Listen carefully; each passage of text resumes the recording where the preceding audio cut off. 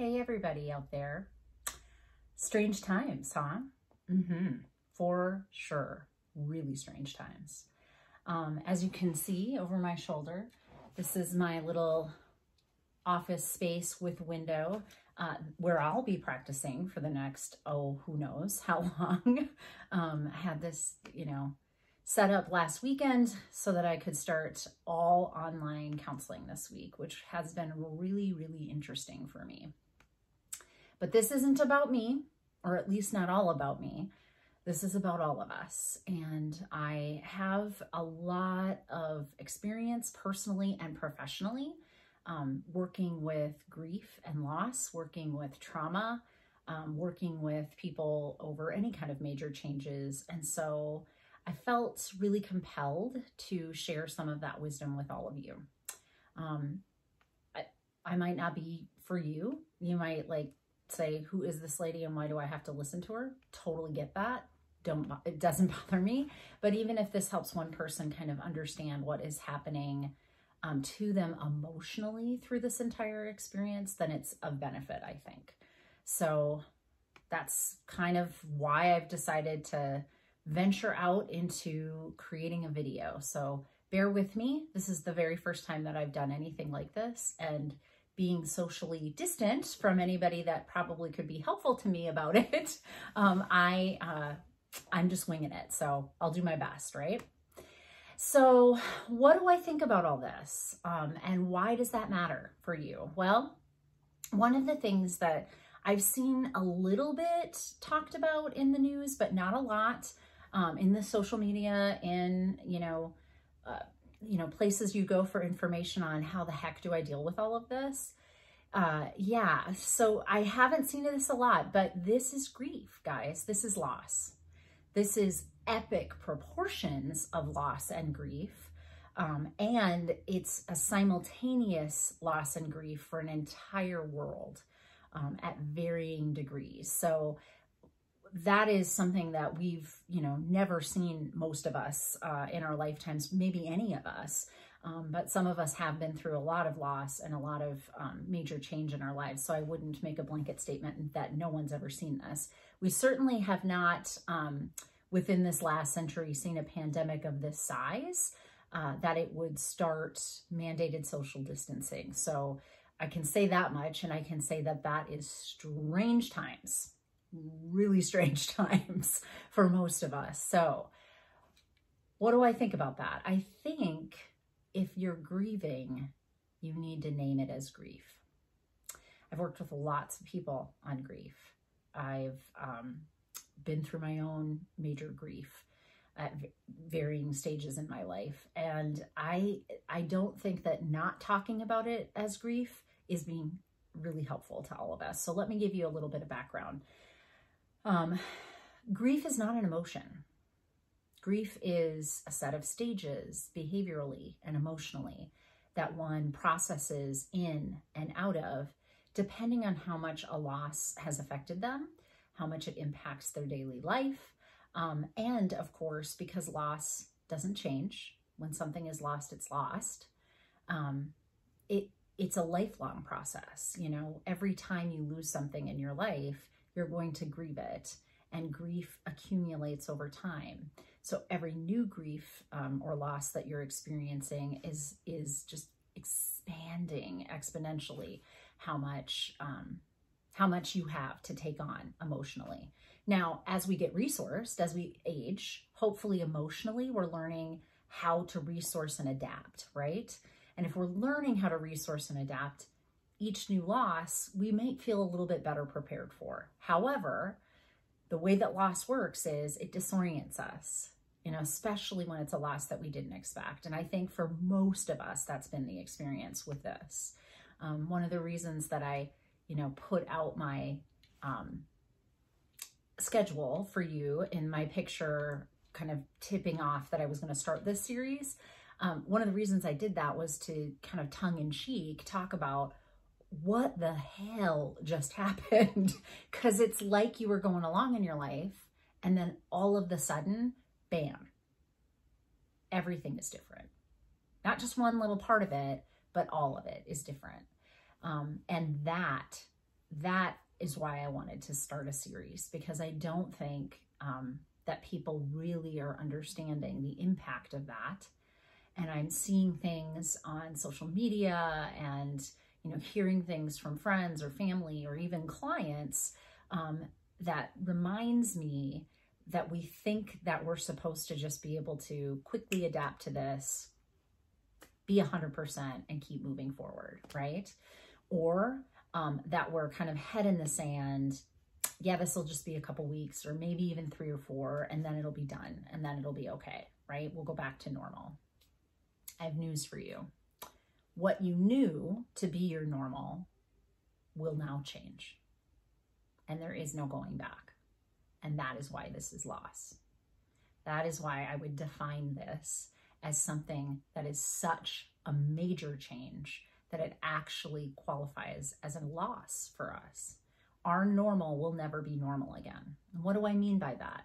Well, yeah, eventually we're going to go back to work and back to school and back to, the normal pace of life. Of course, eventually this epidemic will be brought under control. We don't know what that's going to look like. And depending on where you are in the world or in the country, we don't even know how long that will take, right? But no matter how long it takes or doesn't take or whatever, when you go back to work, when you go back to school, when you go back to the speed of life, it'll have been changed, because you can't not have experienced what we're going to be experiencing in the next weeks and months and years of post-pandemic of this size. You just can't. You can't put spilt milk back in the bottle. You can't put, the genie back in the lamp. It just doesn't work that way. So new normal could look very similar to old normal, but it never will be the same. And I think when we start to understand that's what this is, then we have a lot more grace and a lot more compassion for ourselves and for others. That is what I wanted to talk about, because I see us being really hard on ourselves, really hard on other people, really derogatory about how things are being handled or not handled, really, just aggressive in what we think and what our opinions are. And of course, we're stuck at home, sitting in our grief, and have the ability to communicate with one another instantly about how we feel about things. And this is going to be damaging. If we continue to sit in our grief and not know that it's grief and spew it, we start to create more borrowed trouble. And I'd like to help us prevent some of that, if I can. So, what do you need to know about grief? Well, grief is scary. Loss is really scary. The very first blog that I ever wrote, I have it on my website, nataliemarrcounseling.com. Feel free to go read it. It was about the process of grief that I experienced when my mother passed away. And I think I wrote it on the 10th anniversary of her death, just kind of reflecting over that last decade of how I had handled things. And this was a few years back. So what I remember striking me so much about the loss of my mother, who was a major figure in my life, as for most of us parents can be, caretakers can be, was that I was scared. Like a child, like I was really, really scared. And I'm like, what? And the what? Like, didn't make sense to me. In that moment, I'm like, I could see being sad. I could see being angry about, cancer taking her away from me. I could understand feeling numb because this is going to bring on all of this stuff, but fear, like what was I afraid of? Didn't make sense. In the moment, it didn't make sense.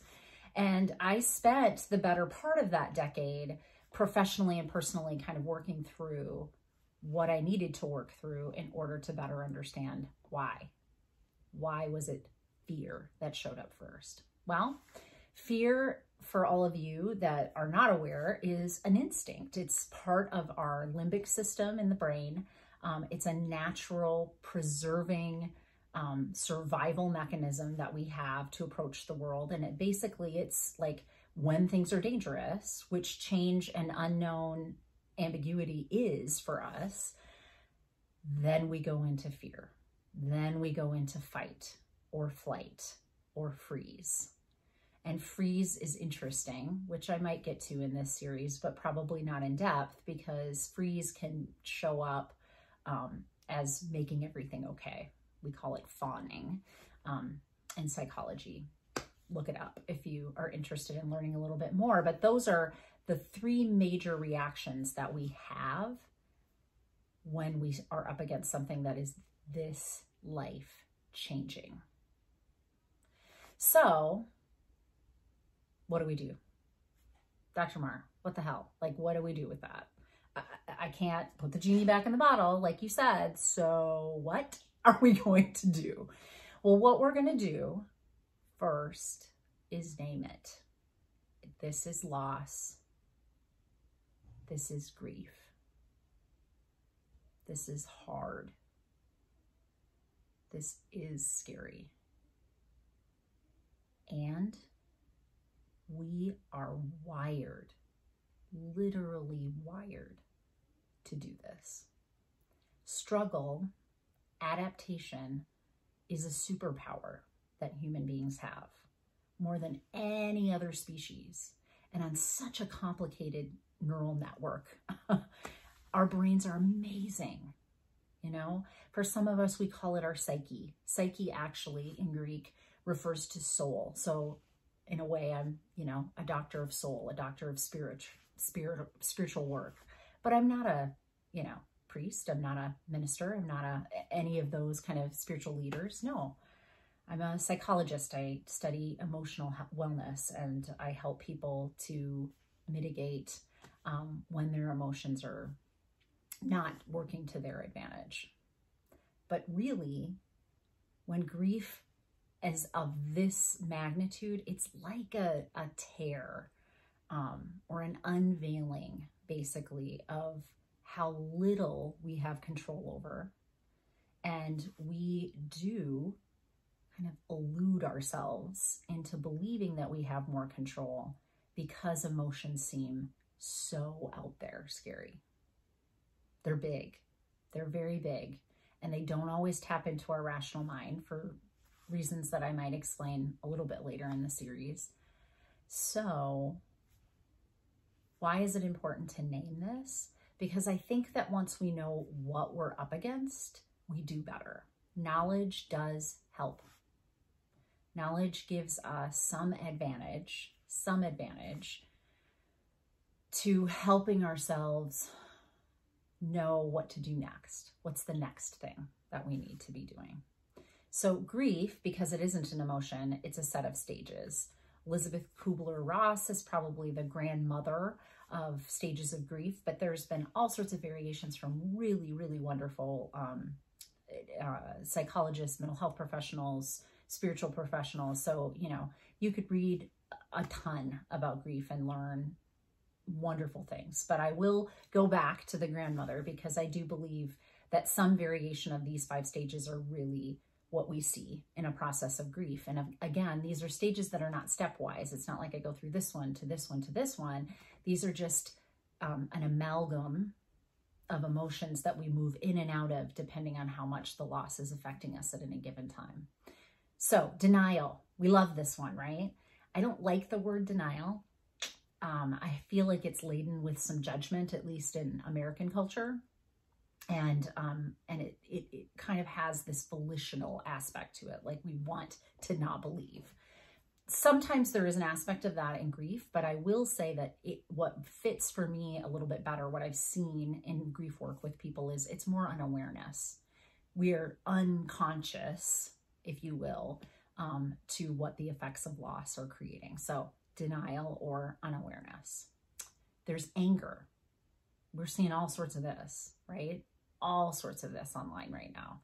People are angry they've lost jobs. People are angry that, you know, professionals and political leaders and, you know, whomever are making these decisions about social distancing aren't doing it well enough. We want them to do better. Must be because they're not doing it well. Again, that fight, flight, freeze showing up as if I just had control, if we just had control over this and it was better, then this would all go away. which is a little bit of that unawareness or denial showing up. But anger is a very important emotion and a very legitimate way to feel right now. So there's lots of us that are in and out of this anger. There's sadness. This is sad. This is hard. Most of our kids are now in some level of transferring into online learning. And that in and of itself is a big thing. So not going to touch that with a 10-foot pole as far as, you know, walking through that with you. But what I will say is one of the things that is not being acknowledged to the extent that I think would be useful is how much sadness will be around missing their teachers and their teachers missing them. This is 8 hours a day, 5 days a week that our babies go and are cared for by these professionals, by these teachers, by these paraprofessionals, by these, you know, faculty and office staff. All of a sudden, just nope, can't go, can't see them. Maybe you'll see them online, but you're not going to see them in the capacity that you see them every day. You're not going to see their friends in the capacity that they see them every day. There's going to be real sadness around that. And kids, when they're sad, sometimes they look irritable. Sometimes they look angry. Sometimes that's where they kind of jostle between, is that sadness and that anger.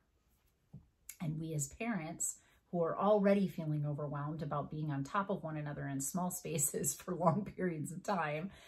Oh, and by the way, trying to be homeschoolers, you're not going to be. Do your best, and our education will do their best, but don't pretend that you are something that you're not yet. You're a parent, and you do a lot of teaching as being a parent, and you're going to try and guide your kids through whatever your school district is asking. And that's not homeschooling. That's a whole other thing. That we're not going to be teaching people to be able to do at the caliber that we would need to in the short period of time that we have. But our kids are going to be really sad. They're going to be really angry, and they're going to be really uncertain about what the heck. And we need to show them this is grief. This is loss. What I love about grief and loss and naming it is that nobody's grief looks the same. Nobody's process is on the same timeline, and you can't do it wrong. I'll repeat that. You cannot do this wrong. Whatever stage you're in, whatever emotion you're having, that is where you should be. That is where your psyche has stepped in and said, this is what we need. We need to process this through anger right now. We need to process this through sadness right now. We need to be fearful about it. We need to just push it away because we can't handle it. So we've got denial or unawareness. We've got anger. We've got sadness. And then Elizabeth Kubler-Ross talks about this as bargaining as one of the phases. So bargaining is an interesting one, and I think it kind of bumps up against other emotions like sadness and fear and anger.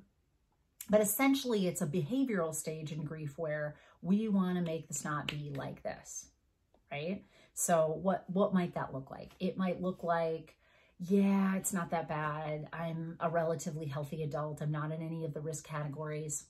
I'm going to go, I can be 6 feet between me and the cashier when I go to the store, right?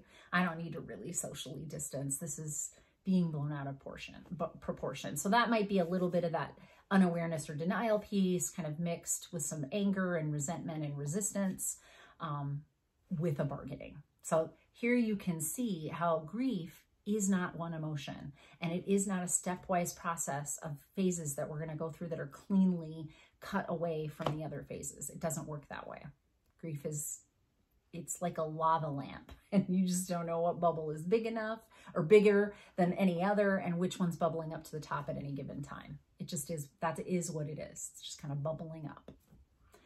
So we've got denial or unawareness, we've got anger, we've got sadness, we've got bargaining, and then last is acceptance. And this is the mecca that we want to get to with our grief. And the beauty of acceptance is it doesn't have to be a place we stay. It just is going to be a place that we want to make the biggest stage that we're in at any given time with what's happening. Okay. So, when I do grief work with clients, we'll talk about how you will come to a place where you have accepted that you've lost whatever it is that you've lost. You've lost that job. You've lost that marriage. You've lost that person, that loved one in your life. And you'll get to the point where, the sadness isn't that big. The anger isn't that big. You're certainly not, denying it or bargaining out of it. You just know that it is what it is, and you do the best that you can at any given moment. But acceptance doesn't mean that you have the absence of those other places. So, for instance, myself, it's been 13 years since my mom was here, 12 since my dad was here. Most of my life, I just kind of move around without thinking about it very much. I've gotten to my acceptance with it. It's not part of my right in front of my face loss anymore. So this big hole that, was this gaping hole in my life for a long time, I started to grow around it, right? And so the hole is still there, but I have created an entire life of acceptance around it that has other things in it. But sometimes you bump against the hole, right? So every once in a while, I'll look at a picture and a pang of sadness will hit me because I don't see them. Every once in a while, I will hear words coming out of my mouth at my children that I am like, oh, could I just pull those back in? Holy shit. Like, that was my dad showing up and not the part of parenting that I wanted to have from my father. But that happens, right? That happens. That happens to all of us. And that's what those phases of grief look like when we have created a life around the big gaping hole. That is acceptance, but doesn't mean that you won't hit some of those other emotions at any given moment.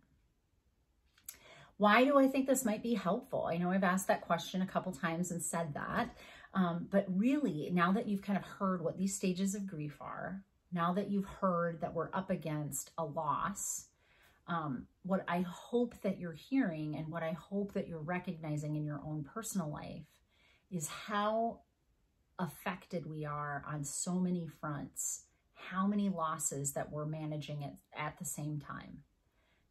Everything about our life has really been torn in a way. Like there's the curtain has been pushed and we're seeing the woman or man behind the scenes that has been eluding us into believing that we had as much control as we thought we had. We don't.